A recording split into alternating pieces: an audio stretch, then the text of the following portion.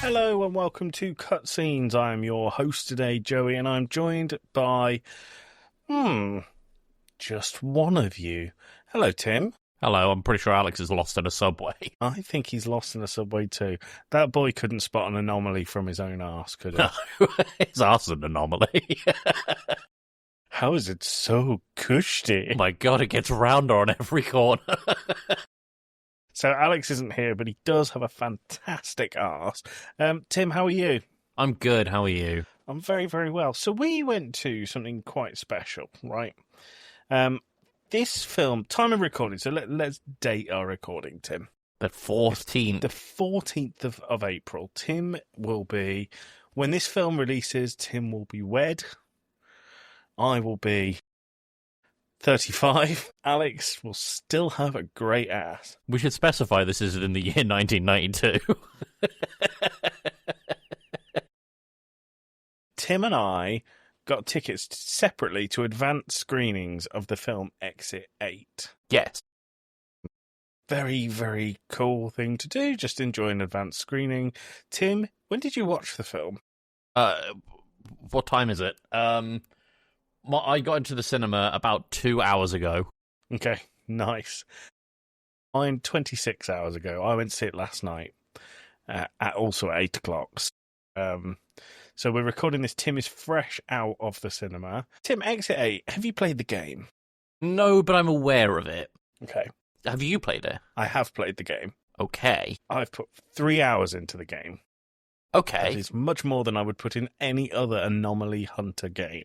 So before we go further, what is a Anomaly Hunter game? So an Anomaly Hunter game is where you are presented with a standard scene, whether that be in Exit 8's case a corridor, or if you're looking at the cabin factory, it's a cabin, or what was that horrible I'm on one observation duty. That one. I'm on observation duty, where you have a series of cameras, and every now and then everything will be normal, but every now and then something will be out of place. And the point in an Anomaly Hunter is to hunt the one that's out of place. It's a spot the difference. A spot the difference. That's a really good way of putting it. Now, when I heard that they were going to make Exit 8 into a film, I thought, how? And then they did, and we went to see it. So, Tim, the first thing I'd like to ask you is, what did you think of Exit 8? I liked it. I liked it a lot, actually, from a cinematography perspective, and from how do I want to put this? It's probably the best way they could have done an Anomaly film, in my opinion. I thought some of the storytelling was maybe a little ham-fisted, particularly the fucking bizarre allegory for postnatal propaganda, and possibly the discussion on abortion as a moral dilemma. Really fucking weird to have in this movie, and I'm not being hyperbolic. Yeah, I'm not being hyperbolic when I say that. A big central theme is the debate on abortion. Yeah, it's I think so. Tim, this is not an English film. It's in Japanese, right? Yes. Did you understand much of the Japanese? I know you speak a little bit. So, yes, and there were a number of errors in the subtitles. Really? Well, that's really interesting.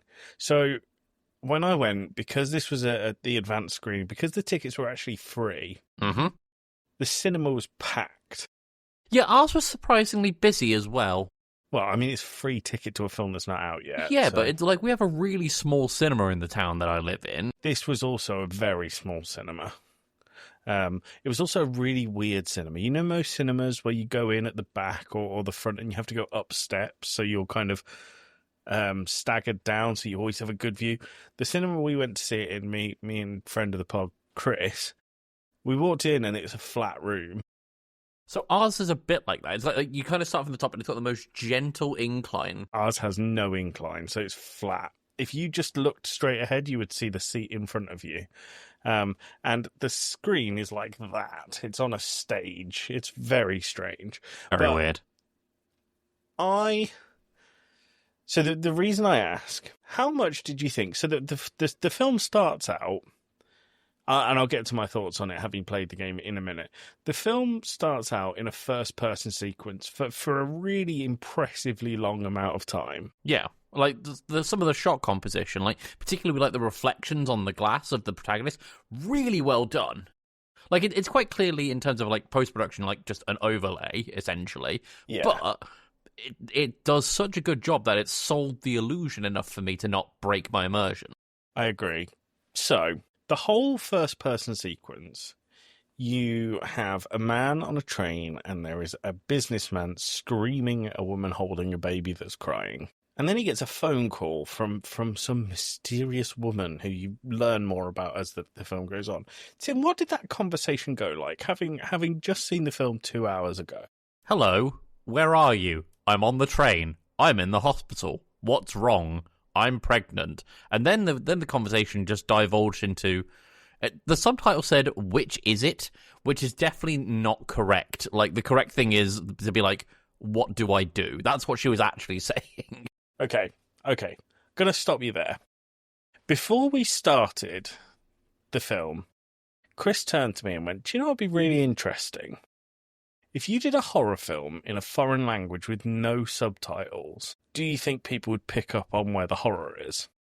And That's an interesting idea. I think so. I think the music, the acting, and the kind of ambience of what you're looking at on the screen would really help tell you and dictate where you're meant to be scared, where you're meant to be, tense and waiting for a job, etc., etc. For the entirety of that first-person sequence, which probably lasted 7 or 8 minutes, no subtitles. You had no subtitles? Someone from our screen went out and asked the 2 incompetent blokes at the desk, should there be subtitles? And someone obviously went, yeah, we should turn them on. Brilliant. And they turned it on, and we missed the entirety of the conversation that underpins the whole film. Okay, well, what I've explained there is the summary of all of the conversations of the first 7 minutes. But it's a long conversation. It's a long conversation. Because the guy is very breathy because he's an asthmatic. The first kind of indication that we got that she was pregnant, or we didn't know she was pregnant, or about to have a baby, or may want to get pregnant, or be with a child at some point, or adopt. We had no idea until probably an hour into the film. Interesting. Did Chris turn off the subtitles to prove a point? Yes, he did. Okay. So, Tim, I thought this film was great. I really enjoyed it. I think what they did was they put the video game onto the... So, there's a question we normally ask in cutscenes. How faithful to the source material is this film? And I would say probably the most faithful out of any film we've ever covered on cutscenes. Yeah. I mean, like I said, there's the very strange direction they decided to take the plot in, but Exit 8 as a game, as far as I'm aware, and correct me if I'm wrong, doesn't have the most plot to begin with. So this is my next point. Video game bit, excellent. Story, fine. And Exit 8 has no plot whatsoever. Cool. That's why when you look at it, on the surface, you say, how are they going to make this into a film? So, let's talk about Exit 8 as a film. Please jump in at any point. Spoilers, by the way. God, yes. Actually, at time of release, this isn't even out yet. So, definite spoilers, unless you saw it in advance, for the film Exit 8. Or unless you saw it last year in Japan, when it had its run. Oh, really? Did it have one last year? It had a run in Japan last year. Oh, very cool. Well, unless you've seen it already, spoilers for Exit 8. So we start off and we follow our protagonist, who never gets a name. He's called The Lost Man. He's on a subway. As I said before, there is a man shouting at a lady with a baby. I found out at the end of the film what they were shouting about. Yeah, he was just like, why is that child crying? Who has anyone ever heard of a baby crying? And he puts his headphone on, and it plays a concerto, and it blocks out all the sound. And I have to say, I think the sound design in this film was brilliant. Instead of them going for how do I want to put this? There's a term in cinema called diegetic and non-diegetic sound. Diegetic sound is stuff that would actually be happening in the movie. If you see a door shutting, it's reasonable to expect to hear a door shutting sound, for example. Yeah. And this is they make use like a lot of really good use of like almost a muffling and unmuffling sound when he goes to plug in his AirPods. Yes. So we have that whole sequence where he ignores the man screaming at a child. And then he has the conversation, which I later found out is someone telling him that she's pregnant. And what do we do? He's an asthmatic. Mm-hmm. And he's making his way out of the train station. And I can't remember exactly how he ends up away from everyone. I think he's just kind of a bit... Because he's very much taken aback by the conversation. And he just kind of ends up wandering. He is in no rush to do anything. He wants to be on his own and away from this conversation with the person on the phone. Mm-hmm. That, even without the subtitles, that was very clear. But he ends up in a corridor, and then he goes around the corner and he's in the same corridor again. And he's in the corridor and he's in the same corridor again. All this is still in the first-person perspective bit, mind. And then we leave first-person perspective into a shot that I want to say lasts 20 minutes. Like, singular shot. It was excellent. That I thought throughout the film I'm going to count the number of shots. Now, in the final third of the film, they get a bit more choppy with the edit, but I think it's longer than 20 minutes, that one shot. I was like, at the point where I was watching, I'm like, have they not cut? I swear that they must have cut. They definitely cut, and you can tell because when he goes around the corner, when he gets close to the wall, he's often ahead of the camera and goes out of frame. And at that point, you would make a slice. Well, it's a classic. There's a film by Alfred Hitchcock called Rope that does the exact same thing, where like the characters will just slightly leave frame as the camera pans, and it's I think you called it a whip pan when you were at uni, right? Yeah. Well, it's a bit slower than a whip pan, but it's a pan across where they can cut. Yeah. There's a music video by the band OK Go. I think it's not Here It Goes Again. It's maybe This Too Shall Pass, and it's done in one shot. But they do it by they have a toy come right across the front of the camera. Ah, okay, and they can mask the cut. They can make a mask cut on that. Yeah. They do that a fair amount, but it's really impressive. But this corridor is made up of 5 posters, 3 doors, a fire hydrant, 2 vents, and a man walking towards the lost man. And it's just this loop. Same pace, everything. Now, eventually he reads the information sign, and the information sign says something along the lines of, look out for anomalies. If you see an anomaly, turn back, head all the way out, and exit through exit 8. Yeah, and if you don't see an anomaly, keep going. Yeah, basically. So no anomaly, go ahead, see an anomaly, turn back. Mm-hmm. So he starts taking this quite seriously. Except for the first time that he does it, he's like, oh, no anomalies. But the lights are... They're all fucky. All over the place, and then very obvious. Now, this is where I think the film takes a little bit of liberty away from the game to pad out for the length of a film. Yeah.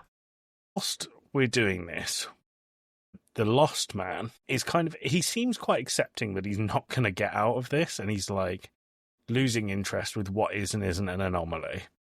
And he sees a child. The child is a fair way into the movie. Yeah, so quite a lot of this is set up for the anomaly itself, right? I mean, there's lots of symbolism with babies crying and... Oh, him shutting the baby away in the baby crying in a locker, and that results in more babies crying, which I think is meant to be like, accepting of parental responsibilities. Yeah, I think so too. But then he goes round to this corridor and he sees a child. And he looks at the child and he just says anomaly, and he turns back. Yeah. But when he goes back, so when you spot an anomaly correctly, or there is no anomaly and you carry on forward, the number at the start of the corridor ticks up 1. Implying you've moved to another floor, effectively. Exactly. And if you get it wrong, it goes back to 0. So he sees this child, which he's not seen before. We're fair away into the movie, so he says anomaly, turns around, and the sign has gone back to 0. Implying that this child is not an anomaly. Despite him never being there before. Exactly. So, in in throughout all of this, we have anomalies like the posters following him with their eyes. That was a really good. So when I first saw this is probably my favorite scene from like I don't want to say an engagement or interactive thing with the movie, but it's very, very subtle at first when the posters are that like the eyes of the posters or the eyes of the people on the posters are following him. It's super subtle, and I only noticed it and I was like, now hang on, that's off. And then they have this one metal frame which is accurate to Tokyo subways, where it's got the eyes and it's like the security cameras, with the security are watching. Those are accurate, but then in an almost Looney Tunes-esque thing, the eyes on the poster start moving like in a really exaggerated way to follow him. And it's like, oh, okay, you like that to me is almost kind of, I'm not going to say ruined it, but like really like, well, for the people in the back, this is what's happening. Well, so what I'll say about the anomalies is all of the anomalies that they show in the movie are anomalies that are in the game. Every single one of them. So I knew about that anomaly. So it was one that I kept looking out for, which I think was I think it was really well done. Mm-hmm. So we learn through the boy. He's saying, "Are you down here alone? Are you lost?" And the boy is just pointing at the walking man, who you assume is not human. He's just kind of a husk who does the corner, stops at the end, and has done every single time there's an anomaly. We then transition to follow the walking man and find out that he is a guy who's also stuck completing the Exit 8 loop. This transition to him was absolutely brilliant. It brought me through it. Well, it's like it just takes this thing that we've seen time and again throughout this movie, just this guy rounding the corner and then almost in a very robotic way, almost turning 90 degrees and then going down the corridor and then turning 90 degrees and then carrying on.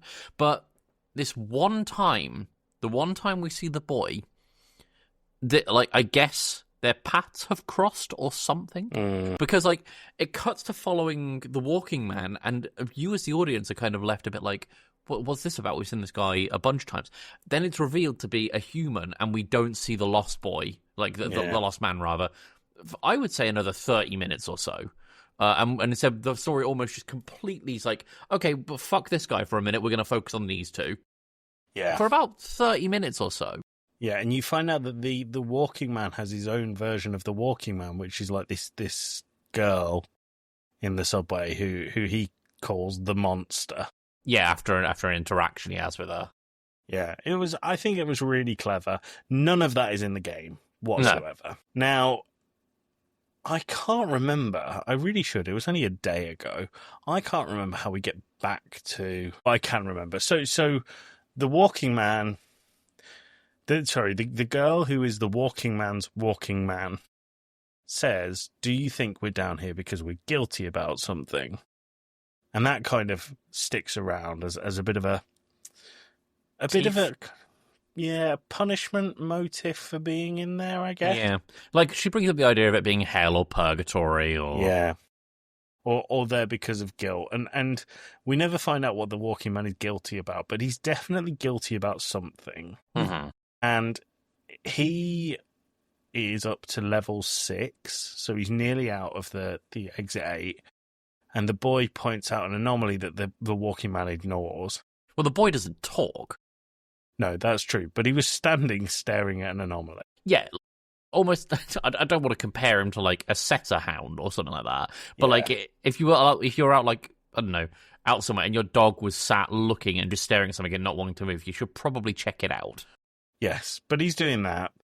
They turn the corner, they're back to 0, and the walking man freaks out. He is desperate, he is angry, but he kind of flicks this switch back to the kid.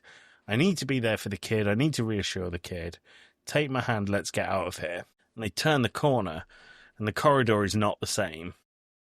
The corridor is a flight of stairs upwards into the light, and you hear a choir, you hear harp music. It seems very much like an allegory for heaven. Yeah. The boy pulls in the opposite direction, Rightfully so, because the corridor has never done this before. The corridor's never done this before. It's not level A. It doesn't follow the rules of the game that they're playing. Like, the guy should know at this point that this is a bad juju. And he says no to the boy. He won't go up the stairs. He wants to go up the stairs. The boy doesn't want to. He eventually goes up the stairs and leaves the boy, and the boy turns around and walks the other way. Mm-hmm. This is where we transition back to the lost man, because when he walks around the corner, that's where the boy sees him for the first time. There's then a point where we turn the corner for the 100 millionth time, and there is a woman stood there, and the boy speaks. Now, the woman is the lost man's partner, wife, fiance, whoever she is. Because they make it a whole point in the phone call at the very, very beginning of the movie, being like, "I know we broke up a few months ago, but I'm pregnant." Okay, so obviously I missed that. No, of course. So the lost man knows this woman because they broke up, they were together, she's pregnant, but the boy calls her mum. Yeah. And the boy, for the first time, speaks. He's been in this film for maybe 15, 20 minutes, but this is the first time he speaks. Yeah. At this point in the film, because obviously I recognise the woman from a prior anomaly that the Lost Man had, where he's on the phone with her when he's on, like, floor 5 or whatever, and then it turns out that the phone call, it's in and of itself, was an anomaly because he has no signal in the subway. Yeah. So I recognised her, and then I see the kid go, "Oh, it's Mum." And I was like, "Oh, okay. We're either doing some sort of, like, being a parent allegory, or there's a time loop, or both." Yeah. But so at this point, the son is trying desperately to get to the mum, and the lost man is holding him back. This is an anomaly. He's protecting the child from the anomaly. Then the child's eyes go grey, and he collapses, as if he's dead.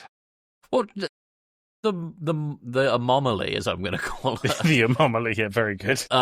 Puts her hand on her tummy, where presumably the L baby is, little baby, and then the child does his best impression of the Undertaker in reverse, and dies, but we then cut to a shot where the Lost Man and the little boy are like, "Hey, this place kind of sucks. We should get out of here and eat pizza." He does say that. What are you going to do when we get out of here? I'm going to eat pizza. I'm going to eat an extra cheesy pizza. And the guy's like, "That sounds really good." And then they just move on. Yeah. But then, so we get to other points where the lost man sees himself on the train. So there's a point where they open one of the doors that have never been opened. He sees himself on the train. He's obviously looking at himself in third person to say, do I really want to be the kind of person, me, bringing a child into the world? Yeah, because his whole thing is that he didn't defend the woman on the train who was being shouted at by the man who had never heard of a crying baby before. Yes. I can't remember whether that came before or after the one where all the lights went out. It was after. Now, let's talk about the bit where the lights go out, Tim. Yeah. Because this bit, for me, was stupid. It was a little silly, and I don't remember why. So they have this whole thing where they're wandering down a corridor, and dum-de-dum, everything's quote-unquote normal, given the circumstances. Yeah. But all the lights go out, and there's some little pitter-patters of feet, and there's a giggling baby somewhere. Can I say, when I saw this, so there's a vent, and there's blood coming out of it, and then you hear the pitter-patter of mouse feet, rat feet, and I thought, Tim's going to see this tomorrow. There's rats in it. He's going to love it. Yeah. So why do you think I gave it an 8 out of 10? Why? What happened, Tim? So I don't remember why they did this. There was definitely a reference to them, like... So at the start, I tell the thing and then I'll tell you why they did it. Well, I was going to say, there's definitely a reference to a newspaper or something where they've got a lab rat and they've grown an ear on it. Twitter, at the start of the film. When that's what it was. Train. It was Twitter. So for some reason, Twitter plays a pivotal point in this specific part of the movie and nowhere else. But then, because all the lights are out, the guy can't find his phone, and then the little boy hands him his phone, and he turns on the flashlight, and there is enough rats with enough human parts on them to make an entire face that's giggling. And then it screams at them. It screams at them, and then they run away, and then there's the next scene. I love rats. This scene was really fucking dumb. It was like dumb. it was definitely like, again, outside of the bizarre allegory they went with for the plot, this was the low point of the movie for me. Yeah. Because they could have done something interesting. They could have just gone, oh, the lights are out. Turn around. They could, well, what they could have done, and so this, I will talk about this in a minute, because it's one of my, not problems, but one of the things I took away from this film. But what they could have done was, you know the game, the Plague Tale games? Yes. Where there's like seas of rats. Mm. You could have turned the phone by the on. way. Fantastic game. Could have turned the phone on, the phone light, and saw like a sea of rats. That itself would have been scary enough. The other thing I wanted to point out here as well is because the rats were so close up and so bizarre looking, this was probably the first point in the film for me where whoever was in charge of the visual effects probably had a bit of an off day. Yeah, I agree. They did not look good. They didn't. I get they're going for like a bold rat because it's like a lab rat thing, but it didn't look finished. I agree. It looked out of place. But they turn around eventually, run away, and then I would say that point was the only real one where I thought, this is fucking stupid. Yeah. In an anomaly hunting movie. We then have more conversation. The boy gives him a shell for good luck. The boy gives him a shell for good luck. That is important for some reason. It's important despite them introducing it in the last 30 minutes of the movie. Less than that. I think it was like the last 10 minutes. Yeah, the boy's just like, oh, we're at floor 6. Here's a shell for good luck. And it's like, okay. And then in the next corridor, the whole thing gets flooded with seawater. And we cut to it's not a flashback or a flash forward. It's like a flash sideways. Yeah. To the mom and the man on the beach, the lost man on the beach, and the mom goes, our son is getting all wet, and then he's up to his knees in the sea. Yeah, he's up to his knees in the sea, and the mom's like, our son will get wet if he doesn't get out that water.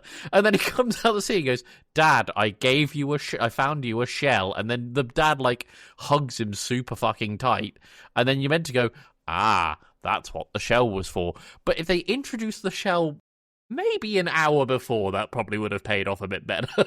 Not immediately before that scene. Yeah, it was like a difference of about 2 minutes between the two scenes. That scene, I think, was really important, though, because that's where you kind of see him make... He never makes a decision. Like, that's the big spoiler. He never makes a decision. But you can see he's saying to the woman, he's going, I can't be a dad. I didn't stick up for this lady on the subway. He's slamming the door for the crying child. And then at this point, he's holding the child so tight that the child says, Dad, you're hurting me. Yeah, that's a bit too tight. And that is the scene where you first find out that this child is meant to be his son.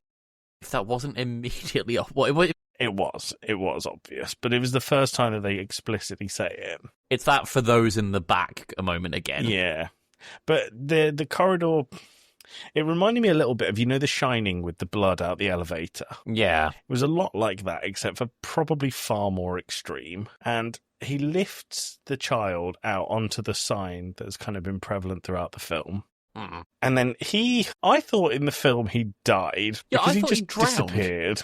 And then the boy wakes up in amongst the sea of rubble, and I really wanted the boy to get up and turn around and go, oh, no anomalies, and just walk off. But no, like the boy ends up turning around, and we think, gets out of the... We don't know. That's the last time we see the boy. Because then the lost man comes around and goes, good, the exit. And that's it. And then, so he then calls her up and says, where are you? She says, the hospital, which I think is the same conversation they had at the start. It's a mirror of the conversation from the beginning, but he's just like, I'm on my way. So he's going to the hospital. He gets on the train. It's the same train that the man is shouting at the lady. Still in the loop. And then the film ends. Hold on. That's you. Free up space and then rejoin. Oh. Do you want me to stop? You can get rid of some space and then not. I don't think so. Good luck. He's gone. starting out on level 0. Are we still going? It's still going. We're still going. Are you recording? It's showing as recording on my side. Okay, cool. Sorry, so you were saying the last shot. Yeah, so for like 3 frames, we see the man go out of his way to go and confront the man who's shouting at the baby and the mom. Do we though? Because he just steps. So you hear he takes the AirPod out. You hear the man shouting at the lady and the baby. He puts the AirPod back in. You stop hearing it, the music. He turns, but he doesn't move. See, I thought he did move. So we don't get an answer of what he does. Oh, it's ambiguous. Oh, it's very ambiguous. But That's a pretty high level step by step of Exit 8. Tim, who would you like Christopher Walken to play? The rats. I want them to play make Christopher Walken's rat's face. The young boy. Yeah. Yeah. I would like to see Christopher Walken splashing in the sea with the Lost Man. I want Christopher Walken to play the shell. the good luck shell. Yeah. Where would he keep the shell? Well, the shell would be Christopher Walken. It'd be like a tiny one of him. I mean, you meant to say in his ass. It's the Pulp In his Fiction ass. thing. In his ass. Tim. Yeah. Anything else you want to say about X8? There is a few things that are really interesting, I think. I think, from as someone who hasn't played the game, it was an entertaining movie with some good cinematography and a bit, like I say, a bit of a ham-fisted moral messaging thing that it almost tried to cram down the audience's throats in the last 20 minutes. Yeah. So I think there's a few things I would like to say. So I loved that every time you started a new corridor, you got the same kind of. It sounded like a badly played violin, like a screeching noise. That got a little grating to me. I think it was meant to give a Pavlov's Pavlovian? dog. Yeah. Dog kind of thing. Like, you start this, you look out for anomalies. And I think it worked. I really liked it. And also, I think it was meant to sound like a subway. Is that what it was meant to be? I think so, like a horror version of the subway. But once I noticed it, I realised that every time I heard it, I was going, right, check the posters, the thing, the blah, blah, blah, blah, blah, blah, blah. This is something I actually really enjoyed about the movie. It's the almost interactive element of you as the audience looking around for the anomalies. Yeah. I thought that was kind of cool. It was very cool. However, if you were doing this, Tim, and this is the this is the thing that isn't a problem. It's something that's needed for the movie. Doesn't fit with the games. If you watch someone play Exit 8 or you play Exit 8 yourself, you get into a corridor, you notice an anomaly straight away, what do? Turn around. So when an alarm goes off indicating that the whole thing's going to get flooded in seawater, what do you not do? Stand still and go, wait here. Stand still and watch a wall of water crush you and a child. Yeah. There was a few times, like the lights exploding. They could have just turned around and left. Around. But, I mean, they have to do it for a film. I'm very aware of that. Yeah. It's the only thing that I think is not particularly faithful to the game itself. What would you give it out of 10? I've given it a 7. 7? I think, like I said, I really enjoyed the cinematography. I really, to me, this is, the best thing they could have done, like I said at the beginning, with a anomaly hunting movie. But it, the plot was never going to be the strong point, let me put it that way. Yeah, I agree. I think a 7 is fair. 7.5 is where I'd put it. I think it was probably I'm going to say something that's going to sound derogatory, but it shouldn't be. It looks like it was filmed on a fairly low budget. Yeah, I mean... But it looks like it was done with passion and very, very well. Yeah, we're seeing this a lot with films like Iron Lung as well, which was done on a low budget, but it was done by people who give a shit about the thing they're working on, and as a result, we end up with a project that's clearly got a lot of love and thought put into it. Yeah, I think people who are passionate about source material should be the ones who make the source material. Should make the movie, basically. No UA Bowl, fucking Blood Rain, turgid shit, Far Cry films. No more Dick Van Dyke as Guile. Dick Van Dyke? Dick Van Dyke is who I'm going for. Bang, zoom, straight to the moon with a flash kick. Yeah, so I just think a good video game movie needs to respect and show its source material, and I think that this did it very, very well. Yeah. But that's all I want to say on X8. I really enjoyed it. I think it probably helps to have a bit of knowledge about the game going into the film, but I don't think it's necessary. No, I mean, I was aware of what the game was, or what the game was, and I think that helped with like almost knowing what I was getting into. But it definitely stands up on its own as its own piece of media. I think it's a film. It's entertaining enough. Yeah. What I did think Payne it is think of probably it? worth your time. I wouldn't go in expecting the world, but I think you would have a good almost 2 hours with it. What did you think? What did Payne think of it? She did not like the messaging. She said it kind of ruined the film for her. Fair enough. I think that's fair. So video game bit good, character development not so good on Payne's radar. Yeah. Fair enough. I think that's fair. Right, Tim, anything else you want to say before we call it here? We don't do Take That, You Bastards. That's Two Blokes from Blighty. I mean, there's only two of us here, so you could Take That, You Bastards. Take that, you cutscene bastards. We'll see you, and we'll see Alex's lovely ass next time. Hopefully he gets out the subway. Hopefully. One day. One Bye. day. Bye. Good.